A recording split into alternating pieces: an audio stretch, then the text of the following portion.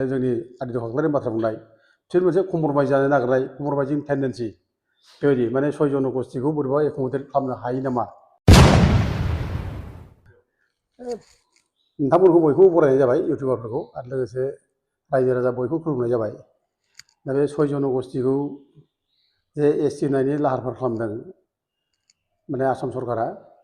दा बिनि सायाव रिएक्सन जादों आरो सिसिटिभ आन्दलन खालामदों आन्दलन खालामनायखौ आं मोजां मोनदों खालामनांगौ आन्दलना जानांगौ आरो खुनु प्रकारै बे सय जनगोष्ठीखौ एसटि होनो नाङा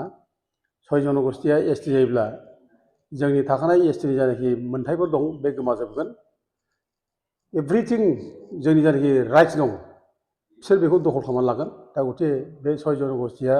एसटि जानायखौ आं खुनु दिन सापर्ट खालामा आरो जाहोनो नाङा आरो लोगोसे सिसिटिभआ जा आन्दलन खालामदों आरो बेखौ मोजाङै खालामनांगौ दा आं बिनि डिमट नङा एगेन्स्ट नङा खिन्थु बाथ्राया मा सिसिटिभनि जायनाखि दैदेनगिरिफोर बिसोर दुरबल जों नुदों गोरासो जानांगौ आङो दा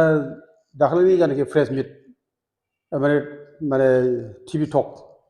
श' आं बेयाव नुदों बे जोंनि आदिद खाख्लारि बाथ्रा बुंनाय बिसोर मोनसे कम्प्रमाइज जानो नागिरनाय कम्प्रमाइजिं टेन्डेन्सि बेबायदि माने सय जनगोष्ठीखौ बोरैबा एकोमोडेट खालामनो हायो नामा ट्राइबेलफोरखौ जाहाथे माबा जायाजासे बिदि बाथ्रा मोनसे दुरबल मोनसे स्टेन्ड लानाय नुदों दा दुरबल जानो नाङा दा गोरा जानांगौ बिसोर माने एसटि जानो नाङा आरो बिसोर क्राइटेरिया गैया आरो क्राइटेरिया मिलिनि थाखाय बिसोर मोना आरो जों माने संबिधानाबो थोना बिसोरखौ संबिधाननि 366 माने साबक्लज 25 आर्टिकेल बेयाव क्लियार बुंदों बिसोर आसामनि ट्राइब्स नङा बे सय जनगोष्ठीया बे ट्राइब्स नङैखाय बिसोरो ट्राइबेल जानो हाया बे क्लियार खाथार आरो लोगोसे जायनाखि मोनबा क्राइटेरिया दंमोन बे मोनबा क्राइटेरिया फुलफिल जाया बे फुलफिल जायैनि थाखाय बिसोरो एसटि जानो हाया जेनेबा बे प्रिमिटिभ ट्रेड्स डिस्टिंक्टिभ कालचार ओमफ्राय साइनेस अफ कन्टेक्ट विथ आदार कमिउनिटिस एट लार्ज जिअग्राफिकेल आइसोलेसन बेकवार्डनेस बे मोनबाया फिसा गैया गथिखे जाथ्रा ओंखायनो जोङो बेखौनो जों माबानानै बे क्राइटेरियाफोरखौनो आरो कनस्टिटिउसन बाथ्राखौ लाबोनानै जों गोरा जानांगौ जोङो बिसोरनि एसटि जानो बिनायखौ जों खुनुदिन जोङो दुरबल माबाजों स्टेन्डजों जोङो माबा नाङा लाय होनाय जायो बोहैथि दाननिनो अदेबानि नैबे नभेम्बरनि 25 खालाराव आसाम बिधानसभानि जथुम्मायाव बिनि थाखाय स्पेसियेलि बिल लाबोनो नागिरदों जेनेबा सावरायनो नागिरदों बे बेलायावहाय मा फोरमायगोन बेखौ साननो गोनां बे बोरै बिल लाबोनो जादों जिथु माने सय जनगोष्ठीखौ एसटि खालामनायनि जायनाखि प्रप'जाल बे प्रप'जाला दिनै नङा बिराद फुराना आगोल समफ्रावबो गभर्नमेन्टफ्रा बिसोरनो माने एसटि जानांगौ होननानै प्रप'जाल हरदों केबिनेट डिसिसन लानानै हरदों दा एसेम्ब्लिनिफ्राय स्वयं स्पिकारानो बे समाव माने डिसिसन लानानै दिल्लीयाव माने हैदों बे समावबो जायाखै एसटि जायाखै बिसोरो सय जनगोष्ठीया दिनैसिम 8 बार जाबाय एसटि जानो हाया होननानै दा दिनै जायनाखि प्रप'जाल लाबोनो नागिरदों बिसोर माबायदि प्रप'जाल लाबोदों जों नुवाखै माबायदि खालामनो नागिरदों खिन्थु बे जाया बिदि प्रप'जाल लाबोनो हाया जिहेथु माने सय जनगोष्ठीखौ एसटि खालामनो हाया बिसोर क्राइटेरिया गैया होननानै माने माबायानो आरजिआनो बेखौ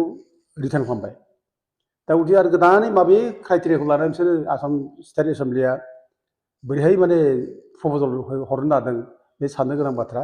दा गथिखे आं सानो बे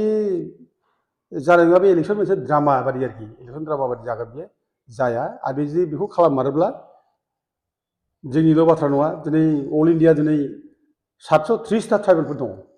बे 730टा ट्राइबेलफ्राबो दिनै मोदोमाव नांगोन बेखौ लानानै बोरै माने क्राइटेरिया गैयै जाथिफोरनो बोरै एसटि होनो नागिरदों बोरै बिसोरखौ माने खुनु संबिधाननि खुनु नियम नितिखौ बारना माने मानियाजासे बोरै एसटि होनो नागिरदों बे कुइसन जागोन दा गथिखे बे एथ' गोरलै बे जाया जों सानो दा थेवबो जों गोरलै लानोबो नाङा बे माने बिजेपि सरकारा जे माने मावनो हाया बेखौ जों गोरलै लानो नाङा जोंखौ डिस्टार्ब होगोन बिसोरो दा बिसोर हयथ' आं सानदों मोनसे जे 96आव जेरै माने राजबंसिफोरनो माने 6 मासनि थाखाय माबा लाबोदों अर्डिनेन्स लाबोदों प्रेसिडेन्टनिफ्राय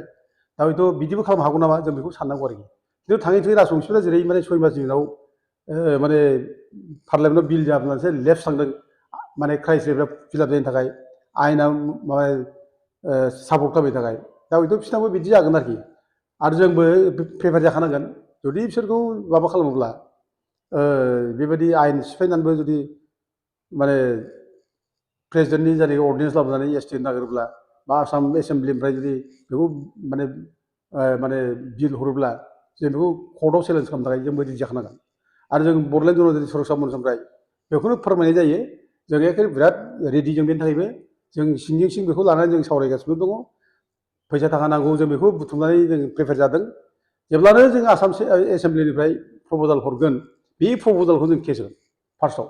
जिहेतु बिसोर क्राइटेरिया गैया बिसोर संबिधाननि माने माबाबो मिलिया बिसोरना दा बिसोर जों बेखौ लाय होआ आरो